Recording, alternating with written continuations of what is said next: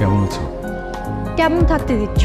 কেন এমন করছো? আর করছি তুমি জানো না? আমি কিছু জানতে চাই না। তুমি রাহাকে নিজে থেকে বিয়ে করতে রাজি হয়েছো, কেউ তোমাকে জোর করেনি। হ্যাঁ, আমি নিজ থেকেই বিয়ে করতে রাজি হয়েছি। আগে সব কিছু ভুলে যেতে চেয়েছি, কারণ আমি অনেক অপেক্ষা করেছি তোমার জন্য। তুমি হুট করে ইউএসএ চলে গেছো শুনে প্রথমে কিছু ফিল না করলেও ধীরে ধীরে আমি পাগল হয়ে যাচ্ছিলাম। কারণ সব জায়গায় তুমি আমাকে ব্লক করে রেখেছিলে।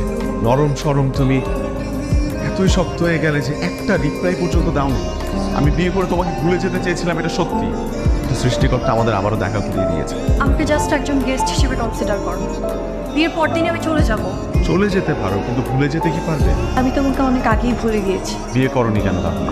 ব্যস্ততা হয়তো অনেক কিছুই ভুলিয়ে রেখেছে, কিন্তু তোমাকে না। আমি আসি। আমাদের সারা জীবন আফসোস থেকে যাবে তোরই। আমি জানি এখনো তুমি আমাকে আগের মতোই ভালোবাসো। এতক্ষণ তুমি মিথ্যে বলেছো, তোমার চোখ মিথ্যা বলেনি। কি সুন্দর না? হ্যাঁ সুন্দর।